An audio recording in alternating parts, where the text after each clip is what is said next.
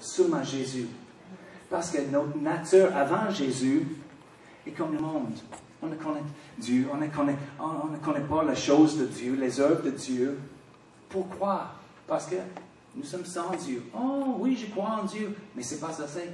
Il a dit, j'ai envoyé mon Fils. Il est mort sur la croix, il a ressuscité. Jésus n'est pas toujours sur la croix, comme on veut souvent. On voit.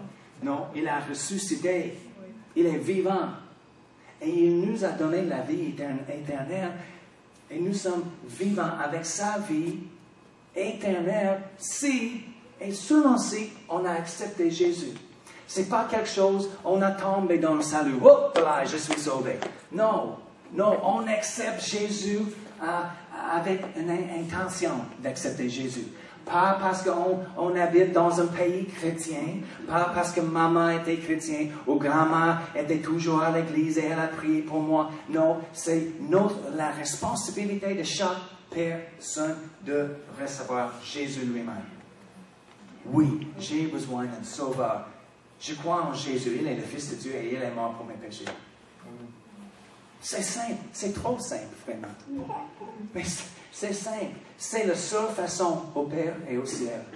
C'est pas, oh, si je donne beaucoup d'argent, si j'ai sauvé tous les chiens sur la rue, si je paye pour les petits enfants de manger dans un autre pays, je fais les bonnes choses. C'est merveilleux, c'est merveilleux. Dieu dit, non, mais qu'est-ce que tu as fait avec Jésus? J'ai donné mon Fils, tu acceptes ou tu le rejettes. Et si on ne accepte pas, automatiquement, on a rejeté. Et il a payé pour l'entrée au ciel.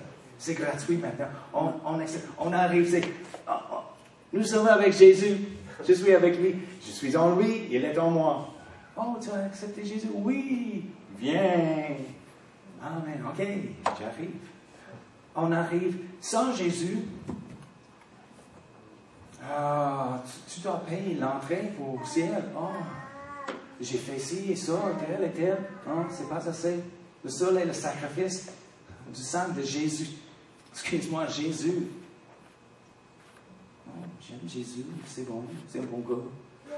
As-tu accepté Jésus? Je ne sais pas. On sait si on a accepté Jésus ou non. C'est quelque chose qu'on prend. Après, Jésus, c'est pour le monde. Leur besoin est pour Jésus. On accepte Jésus dans le monde. Mais après on accepte Jésus, l'Église a toujours Jésus pour les dons pour l'Église et le Saint-Esprit. C'est pourquoi Jésus ici, il a dit, l'Esprit l'Esprit, verset 17, l'Esprit de vérité que le monde ne peut recevoir. Pourquoi? Parce que ce n'est pas possible d'être baptisé dans le Saint-Esprit, de recevoir plus du Saint-Esprit sans Jésus, parce que Jésus est le baptiseur dans le Saint-Esprit. On reçoit premièrement Jésus, ensuite on reçoit le Saint-Esprit. Alors, merci. Acte 19. Acte 19. Peut-être que vous êtes ici aujourd'hui, vous dites, je suis déjà rempli du Saint-Esprit, mais c'est bon de comprendre ces choses. Si quelqu'un autre demande, pourquoi tu parles en langue? Pourquoi tu crois ça? On ne dit pas, non, je ne sais pas, le pasteur dit ça. Il y a quelque chose dans la Bible et ça. Non, c'est bon. Bon, c'est mieux de donner une explication. Acte 19.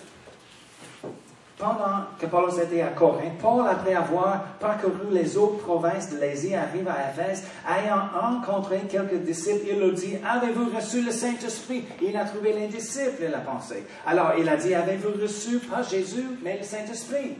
Quand vous avez cru, ils lui répondirent, nous n'avons pas même entendu dire qu'il y ait un Saint-Esprit. Il dit, de quel baptême avez-vous donc été baptisé? Ils répondirent, du baptême de Jean. Alors Paul dit, Jean a baptisé du baptême de repentance, disant au peuple de croire en celui qui venait après lui, c'est-à-dire en Jésus. Ils étaient baptisés dans le baptême de Jean en préparation de recevoir Jésus. Les Juifs repentaient de leurs péchés et s'étaient baptisés avec Jean pour recevoir le Messie à venir. C'était Jésus. OK?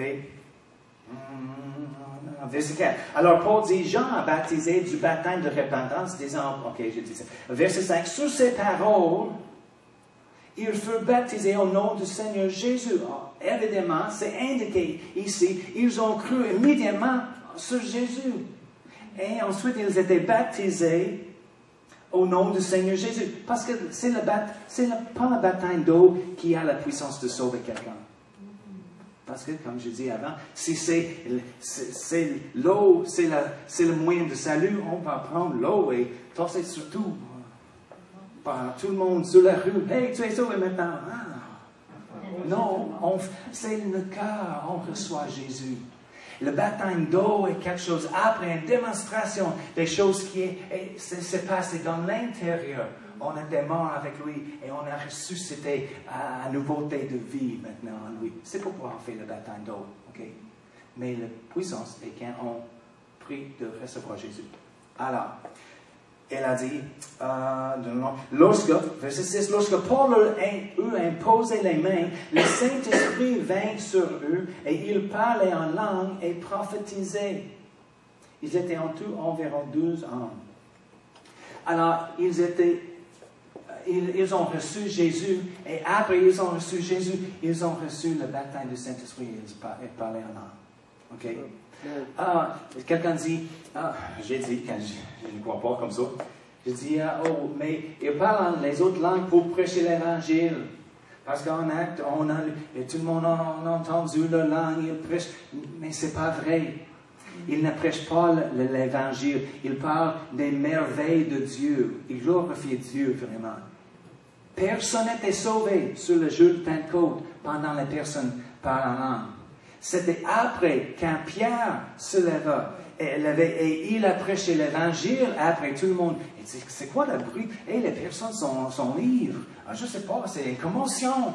C'est une commotion de Saint-Esprit pour attirer tout le monde, comme un signe. Et tout le monde était là. Pierre a prêché l'Évangile. Ensuite, les personnes, 3000 personnes étaient sauvées.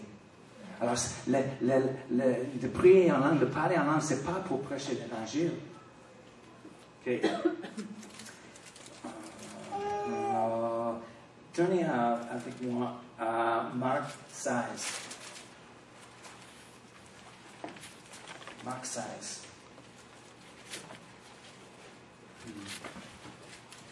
Et garde la place là.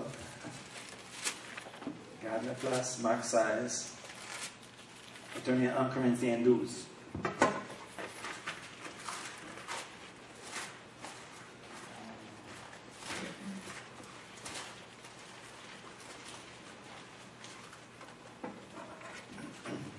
Corinthiens 12. Parce que avant, j'ai pas en langue, j'ai combattu pour mon droit de ne parler pas en langue. C'est pas pour tout le monde, et je suis content que tu parles en langue, c'est bien, mais je n'ai pas reçu, alors évidemment, parce que je n'ai pas reçu le don de parler en langue, c'est pas la volonté de Dieu pour moi de parler en langue.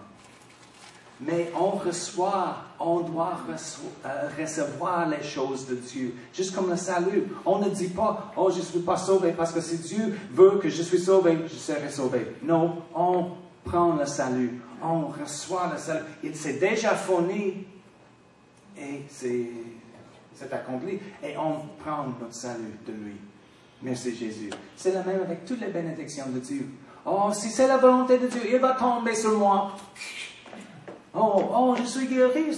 Non, on prend la guérison, on prend le baptême du Saint-Esprit, on prend la joie, on prend les choses dans l'intérieur, on prend une décision de marcher au-dedans de ces choses.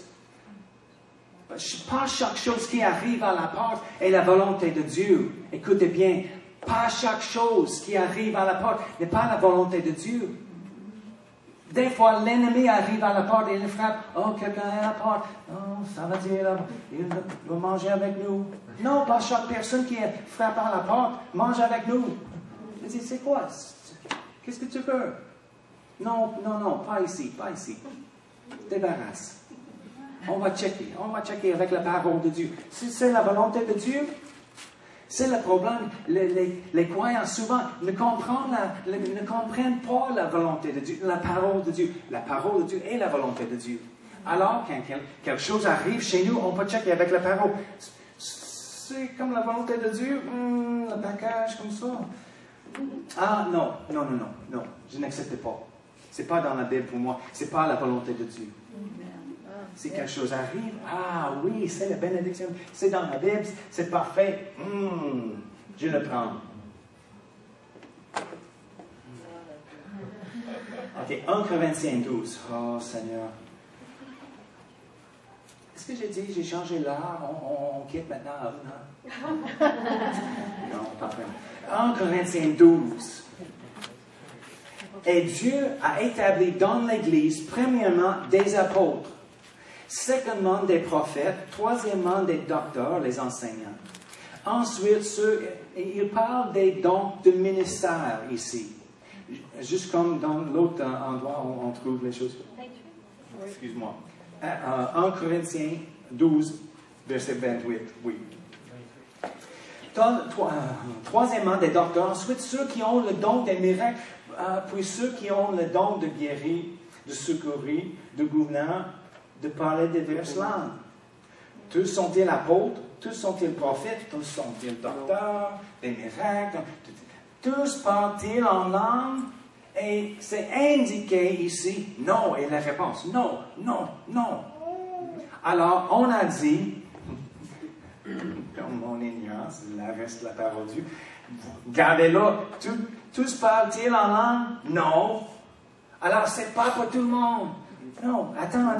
Il parle de quoi ici? Il parle des dons du ministère. Les apôtres, les prophètes, les enseignants, les autres choses de gouverneur, les choses on trouve dans le don du pasteur.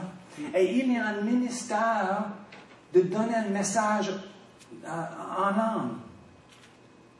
C'est pourquoi il parle d'interprétation, les choses publiques. C'est un ministère public pour ça. Ce n'est pas tout le monde qui fait ça. Juste comme tout le monde, tous ne sont pas le pasteur ou un apôtre.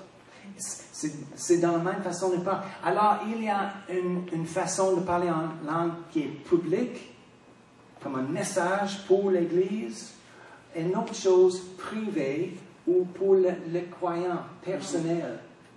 OK? Alors, parce que si on lit maintenant Marc 16, Marc 16, verset 17, Jésus parle ici, c'est juste avant l'ascension, et il a dit ici, voici les miracles qui accompagneront ceux qui prêchent pour moi. Qui auront cru? Non, pas vraiment. C'est pourquoi j'aime que vous avez votre propre Bible. Okay? Voici les miracles qui accompagneront ceux qui auront cru. En mon nom. Alors, ce n'est pas pour les pasteurs, ce n'est pas pour les hommes. Oui, c'est faux, ça. Si le pasteur croit en Jésus. Okay? Mais c'est pour tout le monde, chaque personne, chaque croyant qui croit en Jésus. En mon nom, ils chasseront les démons. Oh, les démons n'existent pas. C'est un autre enseignement. Okay?